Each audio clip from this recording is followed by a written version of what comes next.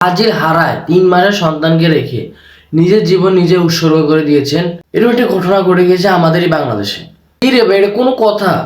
তুই ব্রাজিল আর সেটা একটা টিম ভাই, এটা একটা ফুটবল খেলা, খেলাকে তোরা বিনোদন হিসেবে নে, কিন্তু না, তুই তো চৌদল। তোর মেন কারণ হচ্ছে তোর শ্রদ্ধামি করতে হইব, শ্রদ্ধামি ছাড়া তোর হইব না, শ্রদ্ধামি করতে হইব।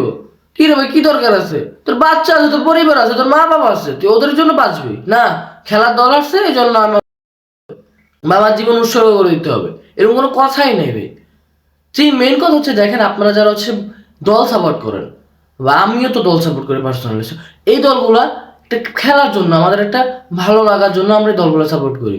যখন কেউ একটা জিনিস বলে বা যখন আমরা কিছু দেখি, একটা দল যখন বোঝা যায় যে সে জিতবে কি হারবে, তখন কি আমার দরকার আছে আমার জীবন উৎসর্গ করে দেওয়া? কারণ আমার চিন্তা করতে হবে ভাই, করতে হবে। আর আমার পরিবার আছে, আমার সন্তান আছে, আমার সংসার আছে, তো ওগুলোকে চিন্তা করে আমাকে বাঁচতে হবে। কিন্তু না, আমার দরকার হয়েছে, আমার দল হারছে, আমি জীবন দিয়ে দিব, এরকম কোনো ঘটনা ঘটার কোনো দরকারই নেই। আমাদের বাংলাদেশে এরকম অহরহ ঘটনা অলরেডি ব্রাজিল হারার পর থেকে ঘটতেছে। এই পর্যন্ত আমি অলমোস্ট 2টা কেস পেয়েছি যেখানে 2জন মানুষ ব্রাজিল হারার কারণে নিজেদের জীবন নিজেরা দিয়ে দিয়েছে। এগুলো কোনো ঘটনার কাতারেই পড়ে না বা একটা দল হাঁটতেই পারে। তারা তো আর ফেরেশতা না যে তুই বলবি বা আপনারা বলবেন যে দল জিততে হবে মানে জিততে হবে। এখানে ভাই অনেক কিছু থাকে, একটা দল জিতা হারা নিয়ে কিন্তু অনেক কিছু থাকে। এখানে বিশ্ব রাজনীতি চলে। তোদের কাছে কি মনে হয়, খেলা কি জাস্ট ওই যে আপনি খেলতে দেখতেছেন এটাকে খেলা বলা হয়? এটা কিন্তু খেলা না। দিন শেষে যখন আপনি দেখবেন যে একটি দল হারতেছে, একটি দল জিততেছে, করাপশন থাকে, সব জায়গায় করাপশন থাকে। এই জন্য যে আপনি আপনার জীবন দিয়ে দিবেন এটা কিন্তু না।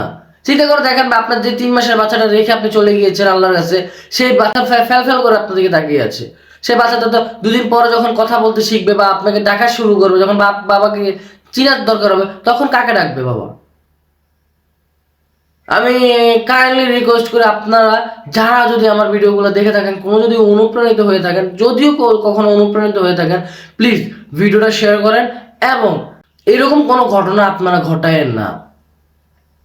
কারণ দিন শেষে তো আপনাদেরও পরিবার আছে। দেখেন তো ভাই, যখন ব্রাজিল হেরে যায়, তাদেরকে কোনো টিম মেম্বার বা তাদেরকে দেশের কোন ব্রাজিলের যেসব নাগরিক আছে তারা কি কখনো কি জান দিয়েছে বা তাদেরকে জীবন উৎসর্গ করে দিয়েছে খেলার জন্য?